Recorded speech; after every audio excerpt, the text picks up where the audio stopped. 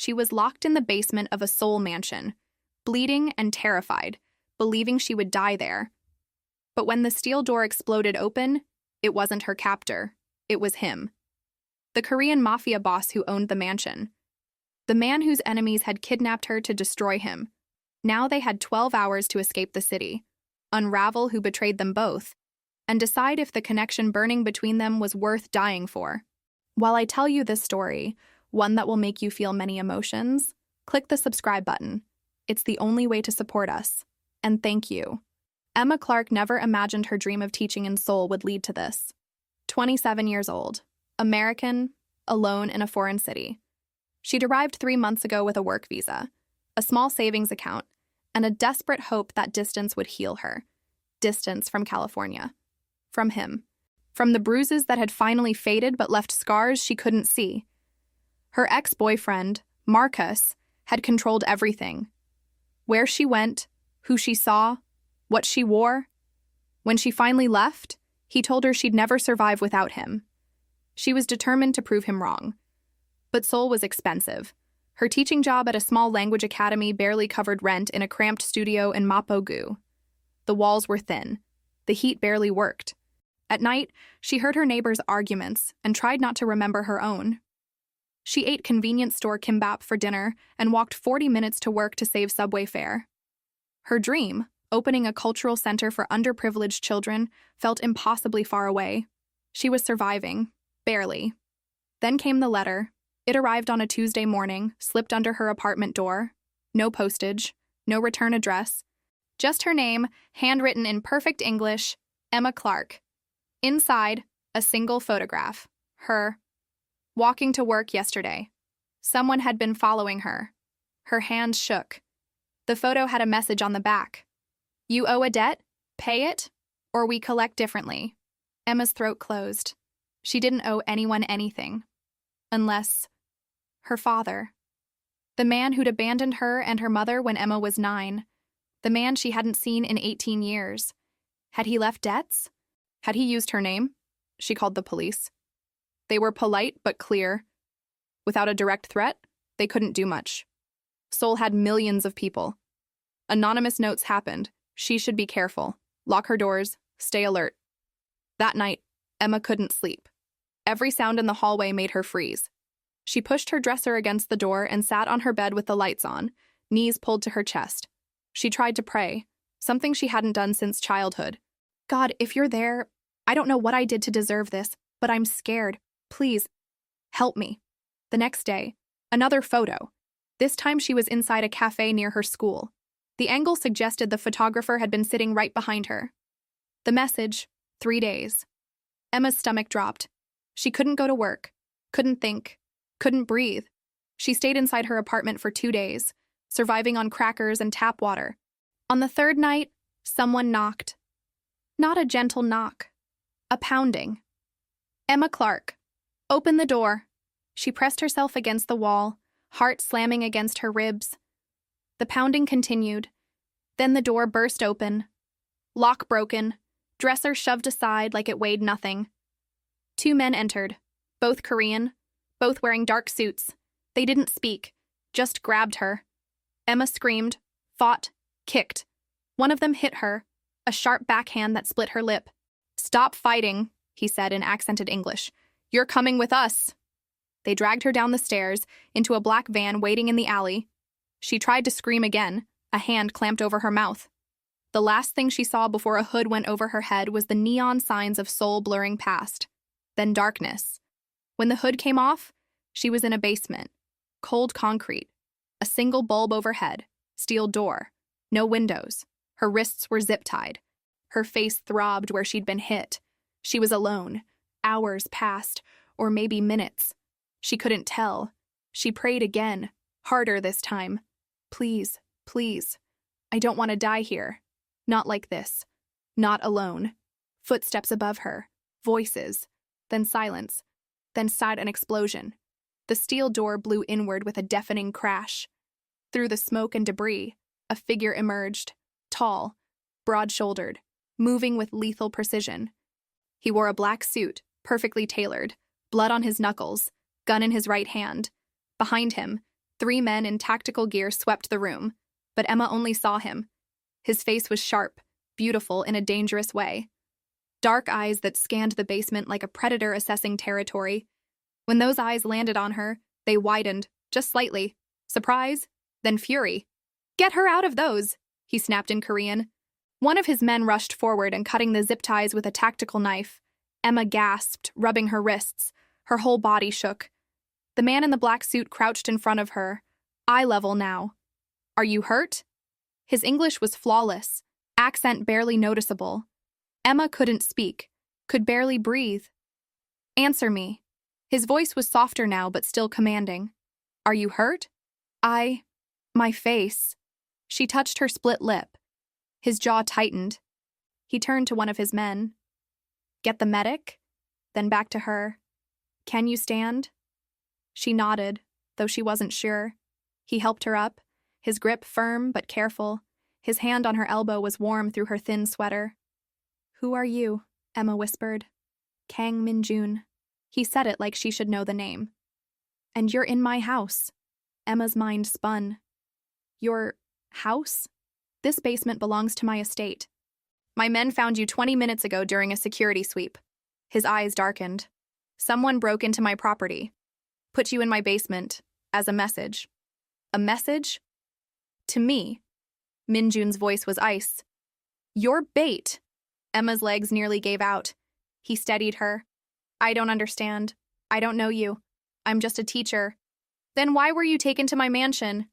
He stepped closer, studying her face. "Who sent you?" "No one. I was kidnapped from my apartment." "By who?" "I don't know. 2 men, they—" Her voice broke. "Please. I didn't do anything. I don't know why I'm here." Min-jun watched her for a long moment, calculating. Then he sighed. "You're telling the truth?" "Yes." "Which means someone used you to get to me." His expression hardened. "And they're still out there." He turned to his men, switching to rapid Korean. Emma caught fragments. "Uncle," "betrayal," "safe house." One of his men responded urgently, gesturing upward. Min-jun cursed under his breath. "We need to move," he said, switching back to English. "Now?" "Move where?" "Somewhere safe. I want to go home." "Your home isn't safe." He was already guiding her toward the demolished door. "Whoever took you knows where you live. They'll come back. Then I'll call the police." "The police can't protect you from my uncle." Emma stopped. "Your uncle?" Min-jun's expression was grim. "Kang Hyun-seok, my father's brother. He runs the southern faction of our organization. He wants my territory, my position, and now he's using you to destabilize me." Emma's blood ran cold. "Organization? You mean—" "Yes." Min-jun met her eyes. "I run the Kang family, one of the largest crime syndicates in Seoul." He said it plainly. No apology. "You're a mobster." "I prefer businessman." A hint of dark humor. "But yes." Emma backed away. "I need to leave, now." You can't keep me here." "I'm not keeping you. I'm saving you." He stepped closer, voice dropping. Emma Clark, 27, from Los Angeles, arrived in Seoul 3 months ago on a work visa, teaching English at Han Language Academy in Mapogu. Father disappeared when you were 9. Mother died 2 years ago. No siblings. No close friends in Korea. Her breath caught. "How do you—" "I know everything about everyone who enters my territory." His gaze held hers. "And I know you're innocent, which is the only reason you're still alive." Emma's knees buckled. He caught her before she fell. "I've got you," he murmured. "I've got you." For one impossible moment, she believed him. The safe house was a penthouse in Gangnam, sleek, modern, 30 floors above the city. Floor-to-ceiling windows overlooked Seoul's glittering skyline. Emma stood in the middle of the living room, arms wrapped around herself. Min-jun spoke quietly with his men near the door. Then they left. Silence. "You should eat," Min-jun said, not looking at her. "I'm not hungry." "You're shaking." "I'm terrified." He finally turned. His expression was unreadable. "The medic will be here in 10 minutes. She'll check your injuries." I don't need. Your lip is split. You might have a concussion. You need to be examined. Emma sank onto the leather couch, exhaustion crashing over her. Why are you helping me? Because my uncle put you in my basement to provoke me. Minjun poured 2 glasses of water from the kitchen, brought one to her. And I don't tolerate threats. She took the glass but didn't drink. So I'm just leverage. You were. Now you're under my protection. I didn't ask for your protection.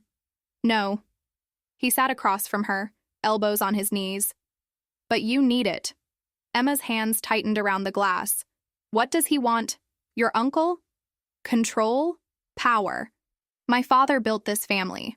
When he died 5 years ago, I took over. Hyun-sok believes it should have been his. So he'll kill you. He'll try. Minjun's voice was calm, too calm.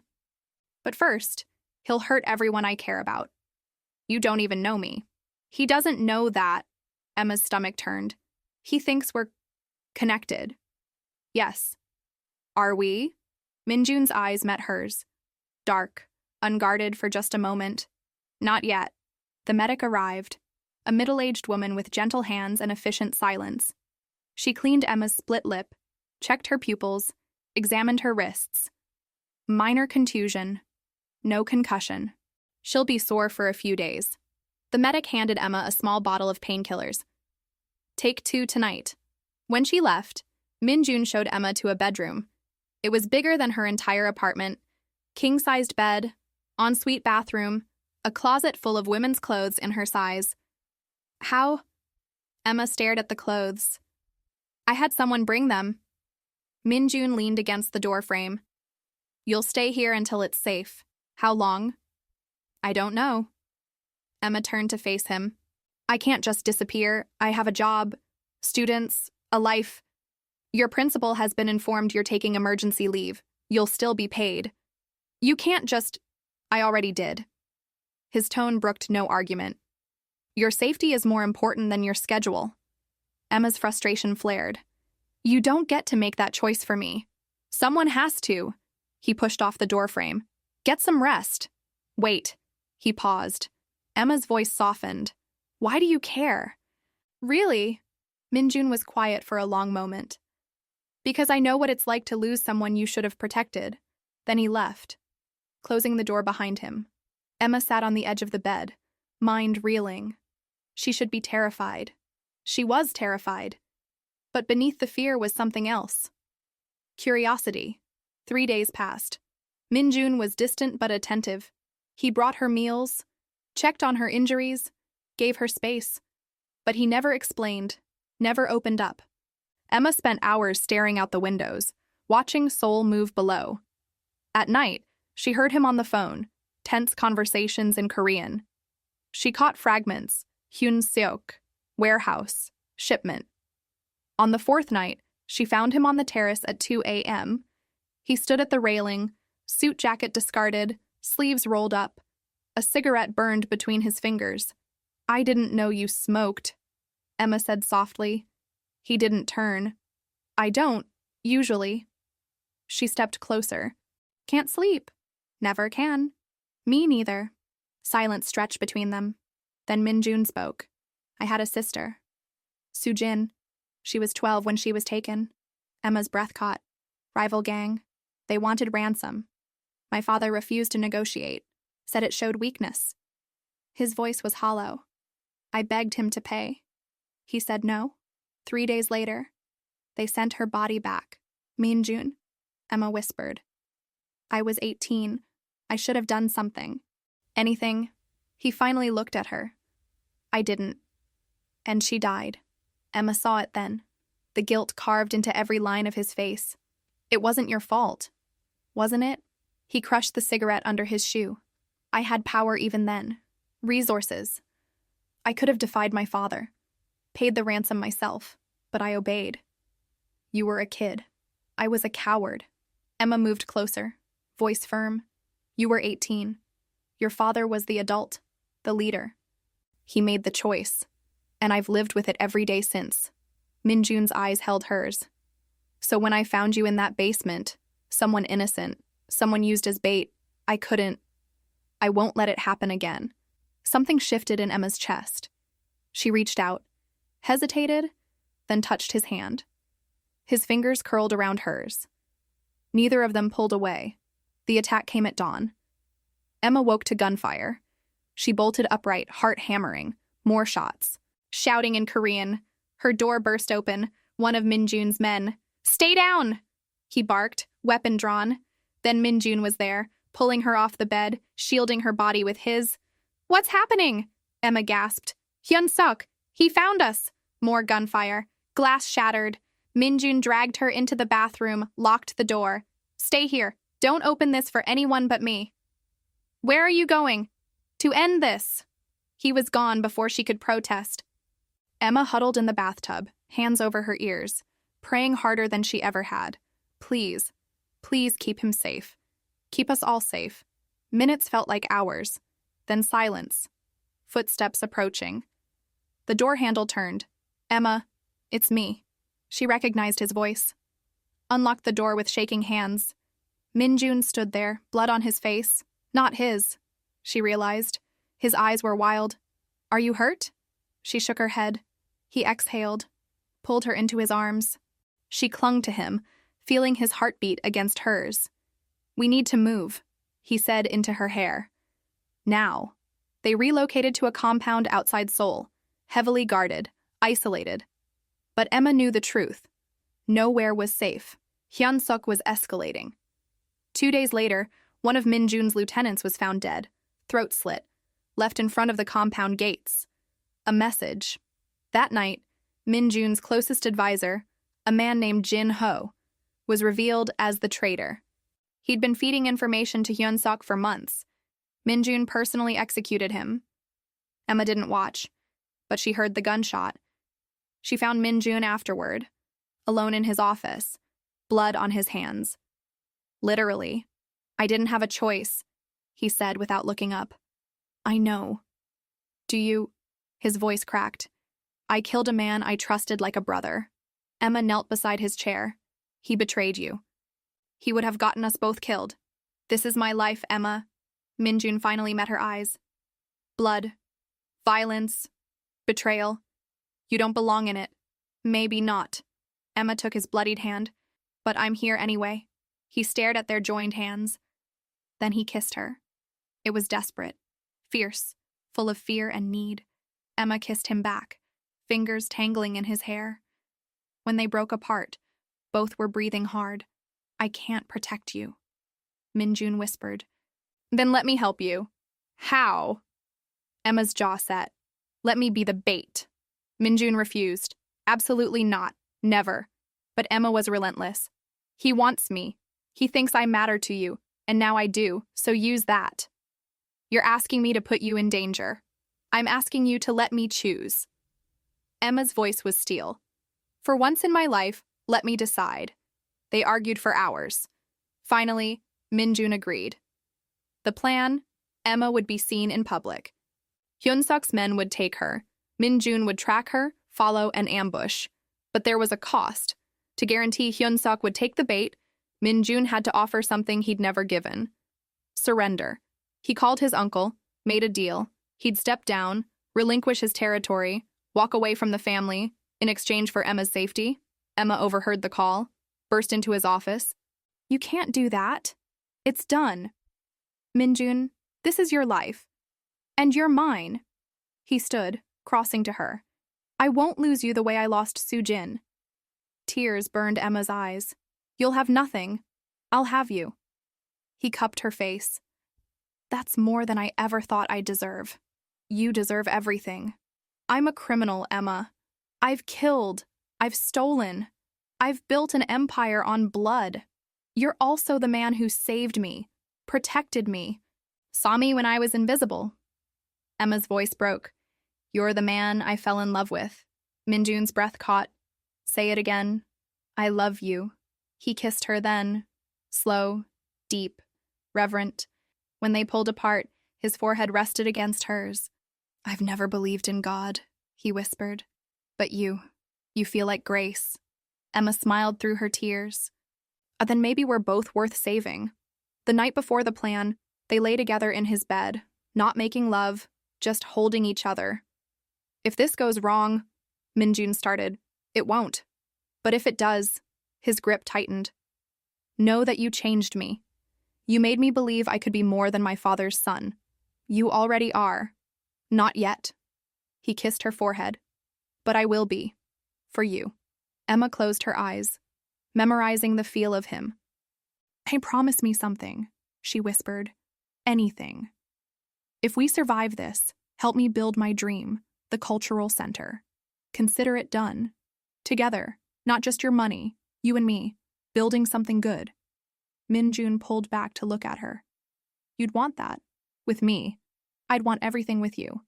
He kissed her again, slower this time. Then we'll survive. He murmured. We have to. The exchange happened at an abandoned warehouse in Incheon. 3 a.m. Empty docks. Fog rolling off the water like ghosts. Emma walked forward alone, hands visible, unarmed. Her heart hammered against her ribs, but she kept her spine straight. Behind her, somewhere in the darkness, Minjun and his men waited. She had to trust the plan. Had to trust him. Hyun-suk waited with 6 men, all armed, all watching her with predatory eyes. He was older than Minjun, harder, eyes like chips of ice, a cruel mouth.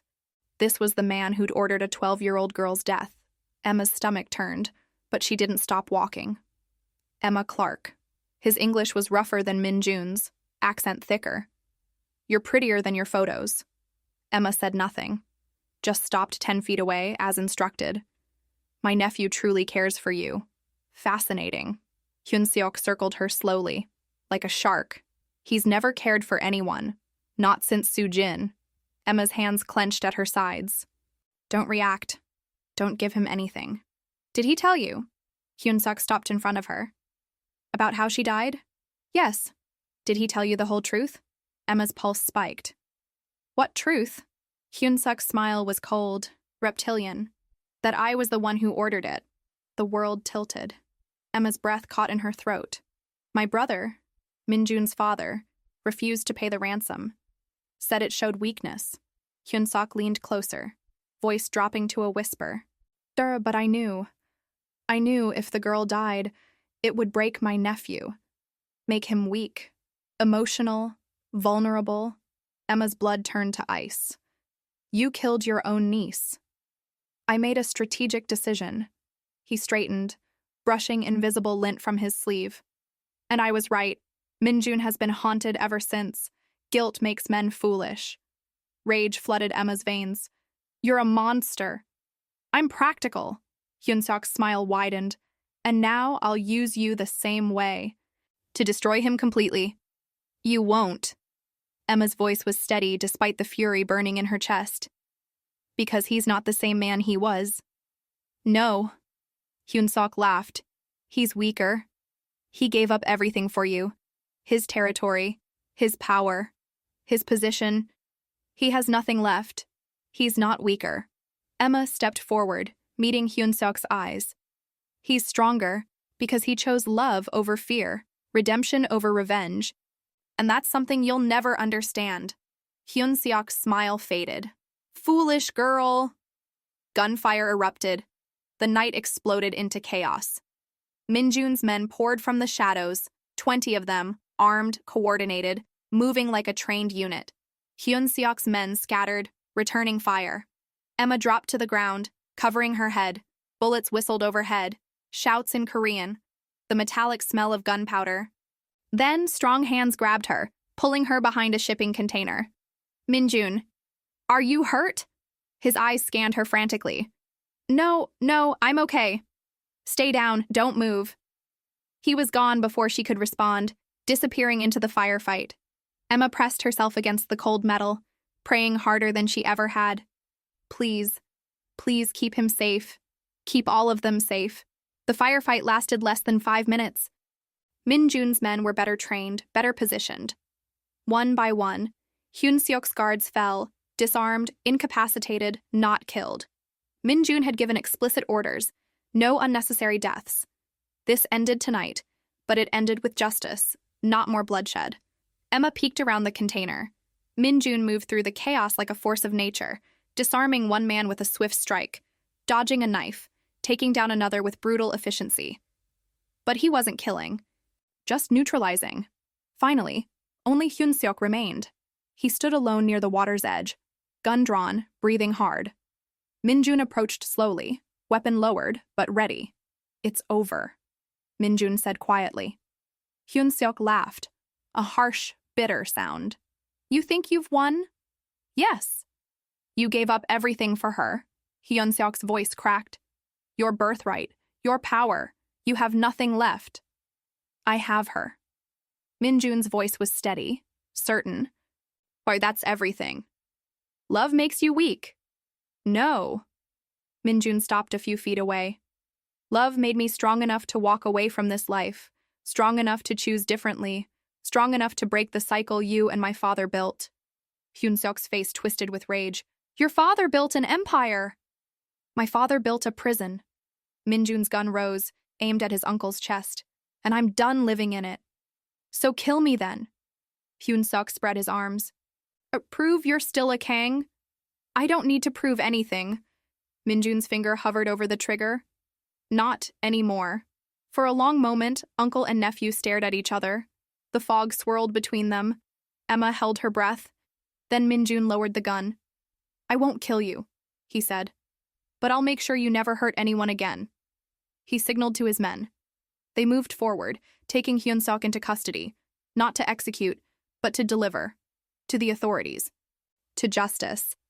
Min-jun had spent months building a case. Evidence of Hyun-seok's crimes, testimony from former allies, documentation of murders, trafficking, corruption. Enough to put him away for life. Legally, permanently. Hyun-seok struggled as they bound his hands. "You're a fool! A weak, pathetic fool!" Min-jun turned away. "Maybe. But I can live with myself now." He walked back to Emma. She emerged from behind the container, tears streaming down her face. Min-jun caught her, lifting her off her feet, holding her like she might disappear. "It's over," he breathed into her hair. "It's really over." Emma pulled back to look at him, hands framing his face. "Are you okay?" "I am now." He kissed her forehead, her cheeks, her lips. "I am now." Around them, his men secured the scene. Sirens wailed in the distance, authorities arriving as planned. But in that moment, they were just two people who'd survived the impossible. "What happens now?" Emma whispered. Min-jun's smile was soft, genuine. "I don't know. I've never planned past survival." "Then let's plan together." He kissed her properly then, deep, slow, full of relief and love and promise. When they pulled apart, both were crying. "I love you," Min-jun said. "I love you so much." "I love you too." Emma's voice broke. "I thought I'd lose you." "Never." He pressed his forehead to hers. "You're stuck with me for life." "Good." Emma laughed through her tears. "Because I'm not going anywhere." They stood there on the dock as dawn broke over Incheon. The sky turned pink, then gold. A new day, a new beginning. Min-jun pulled Emma close, watching the sunrise. "I don't deserve you," he murmured. "Maybe not." Emma smiled against his chest. "But you're going to spend the rest of your life trying to—" "Is that a challenge?" "It's a promise." Min-jun kissed the top of her head. "Then I accept." Behind them, police cars arrived. Hyun-seok was loaded into an armored vehicle, still shouting threats. But his voice faded into nothing. Min-jun's men dispersed, disappearing into the city like shadows. The warehouse fell silent except for the lap of water against the docks. "Ready to go home?" Min-jun asked. Emma looked up at him. "Where's home?" "Wherever you are." She kissed him again, softer this time. "Then yes, let's go home." They walked away from the warehouse hand in hand. Behind them, the sun rose higher. Ahead, their future waited. Uncertain, challenging, beautiful, but theirs. 8. Epilogue with time skip, 2,000 words. 5 years later, the Seoul Children's Cultural Center opened on a bright spring morning in Seongbuk-dong. Emma stood at the entrance, watching children pour through the doors, laughing, eager, alive with possibility. Some wore worn shoes and threadbare jackets. Others clutched donated backpacks. All of them had light in their eyes. Hope. Emma's throat tightened with emotion. She'd done it. After 5 years of planning, fundraising, building, and dreaming, she'd actually done it. The center was everything she'd imagined and more. 3 floors of renovated space in what had once been an abandoned school building. The ground floor held classrooms for English lessons and tutoring. The second floor housed the art studio, music room, and small library. The third floor was a community space, a kitchen for cooking classes, a performance area, and offices for staff and volunteers. Every corner had been designed with care. Bright colors, natural light, spaces that felt safe and welcoming. It was a place where children could be children, where dreams weren't luxuries, but possibilities. Emma blinked back tears, overwhelmed by gratitude. Ready? Min-jun appeared beside her, their 3-year-old daughter on his hip. Jisoo had his dark eyes and sharp features, but Emma's smile and gentle spirit. She wore a pink handbag for the opening ceremony, looking like a little princess. Her hair was pulled into 2 small buns, tied with ribbons. "Appa, down!" Jisoo squirmed, eager to explore. Min-jun set her down carefully, and she immediately ran toward a group of children examining the art supplies through a window. Emma watched her go, heart full. "I can't believe this is real." "You earned it." Min-jun took her hand, threading their fingers together. "Every bit of it. We earned it." He squeezed her hand. "Then let's go show them what we built." Inside, the center was bright and welcoming. Colorful murals covered the walls, painted by local artists and the first group of volunteer students over the past month. Dragons, tigers, flowers, and children holding hands across continents. Bookshelves lined the reading room, filled with Korean and English titles, from picture books to young adult novels. The music room had donated instruments, keyboards, guitars, violins, a drum set, traditional Korean instruments. The art studio had supplies for every medium imaginable: paints, clay, fabric, beads, paper in every color. And in the main hall, over 200 people waited. Parents holding younger children, kids bouncing with excitement, community leaders, donors, local business owners, members of the press. Even some members of Min-jun's extended family, the ones who'd chosen to support his new path. Emma and Min-jun took the stage together, hand in hand. She wore a simple blue dress, elegant but not extravagant. He wore a perfectly tailored charcoal suit, but no tie. He'd learned to dress down for occasions like this. To be approachable, human. Emma spoke first, in English, with a professional translator beside her. 5 years ago, I came to Seoul with a dream, she began, voice steady despite her nerves. To create a space where children could learn, grow, and discover their potential, regardless of their family's income or circumstances. She paused, looking out at the crowd. So many faces, so much hope. I grew up in Los Angeles with a single mother who worked 3 jobs. We didn't have much, but my mother made sure I had books.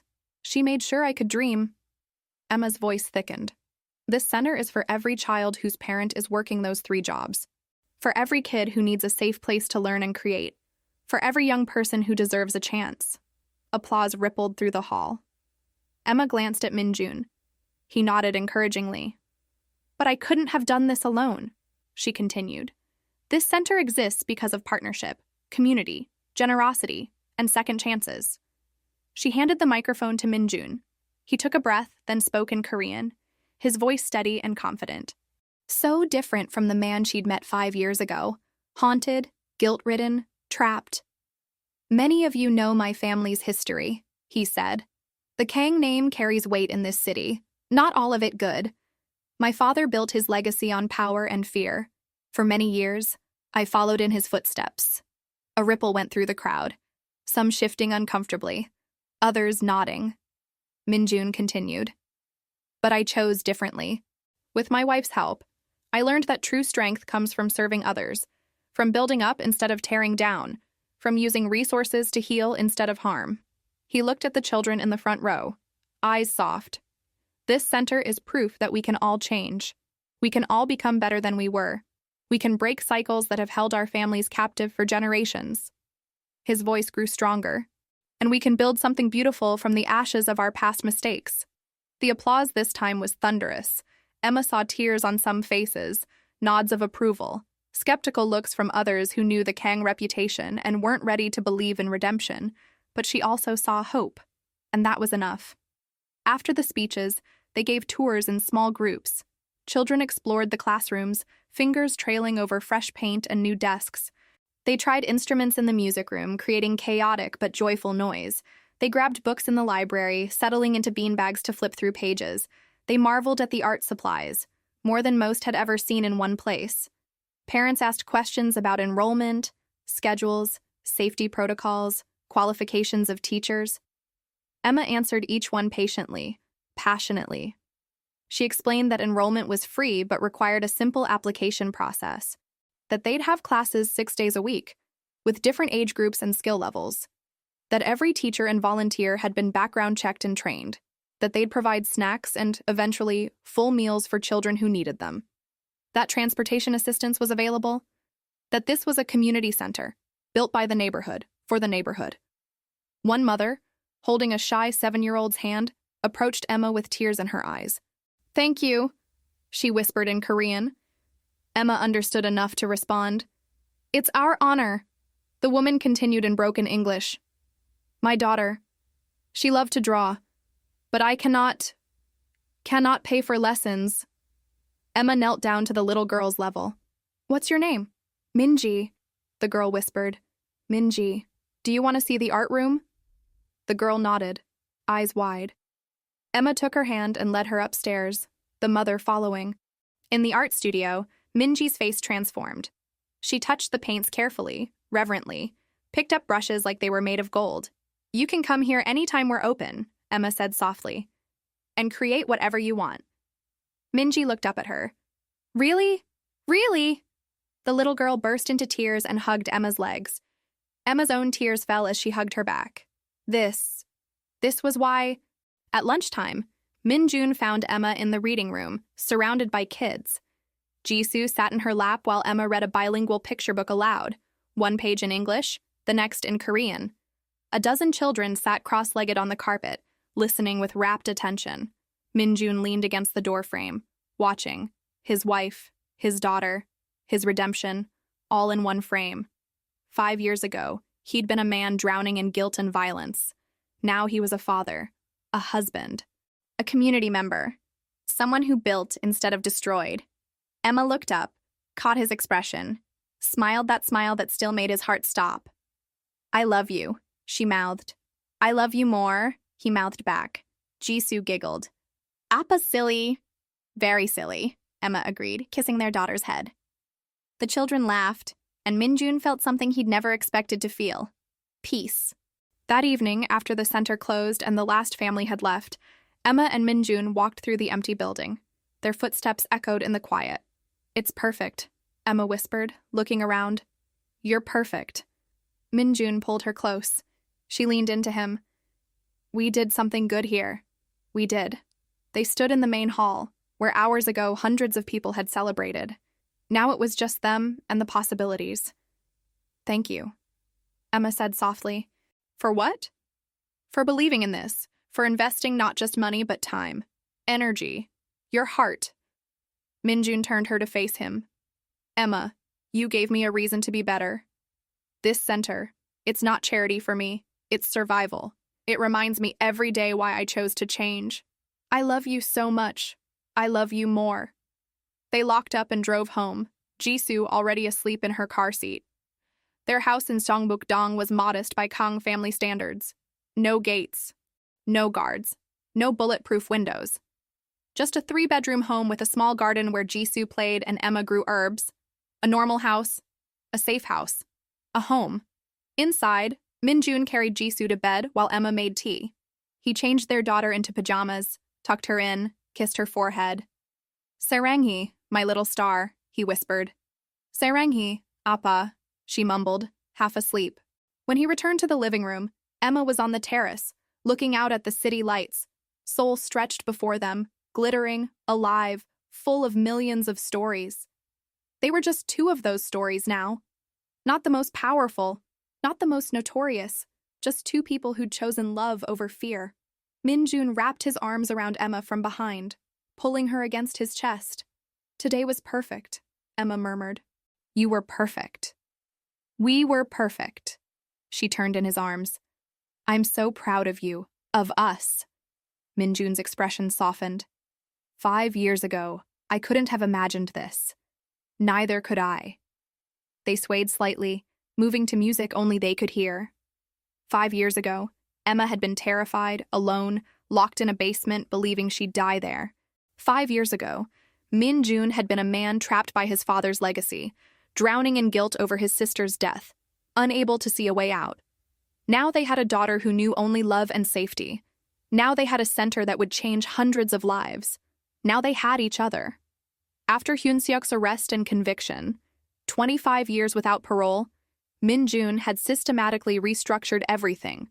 He'd legitimized the Kang businesses, real estate development focused on affordable housing, import-export of ethical goods, security consulting for businesses and nonprofits.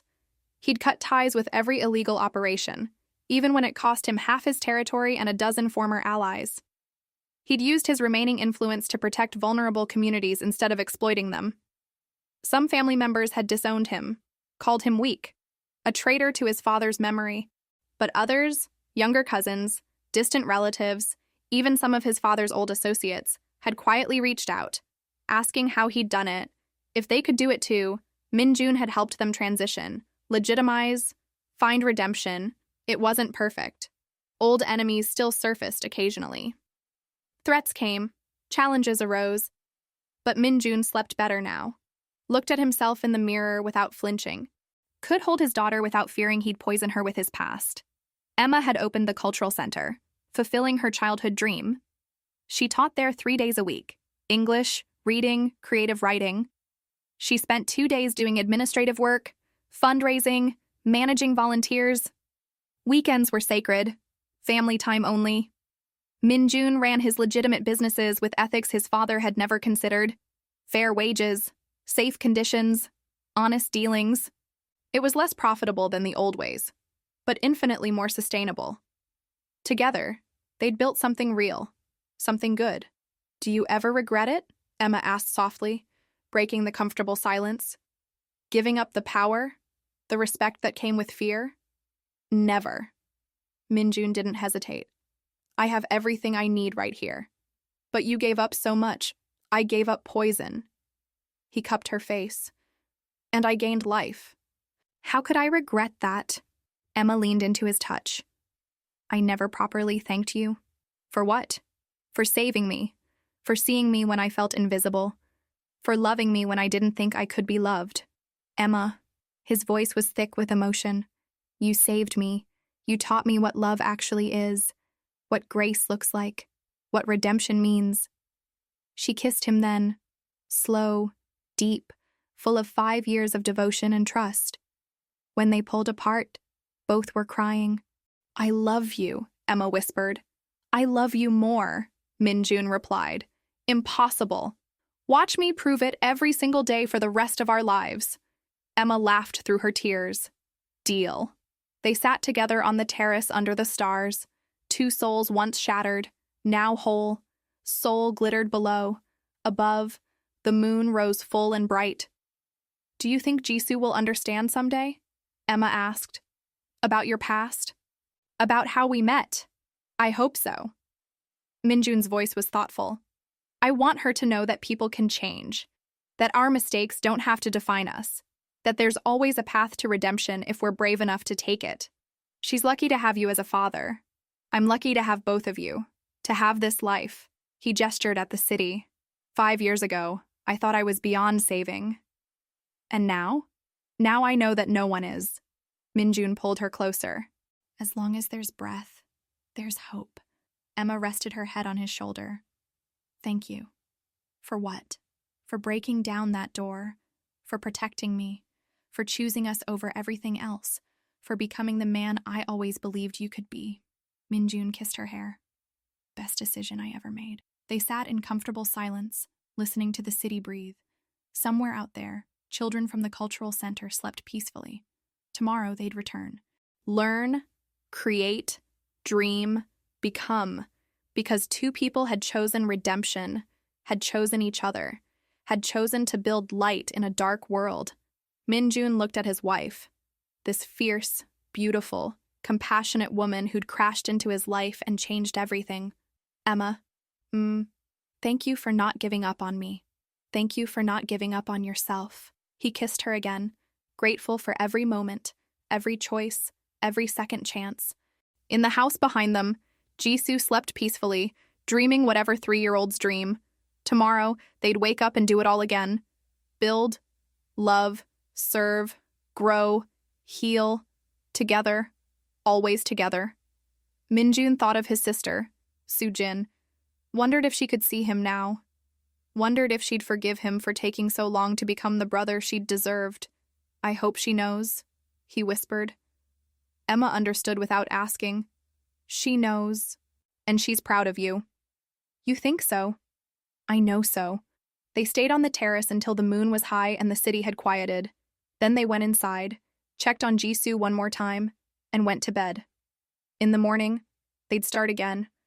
There would be challenges, struggles, doubts, but there would also be laughter, growth, love, purpose, and that was more than enough. It was everything. As Emma drifted off to sleep in Min-jun's arms, she sent up a quiet prayer of gratitude for survival, for redemption, for second chances, for the man who'd saved her and let himself be saved in return, for the life they'd built from ashes and hope. Thank you, she prayed. Thank you for all of it. And somewhere in the universe, she felt certain those prayers were heard. If you made it to the end of this story, let us know in the comments which city you're watching from. And click the yellow bell to subscribe to the channel and support us. Keep the adventure going by clicking on the suggested video on your screen.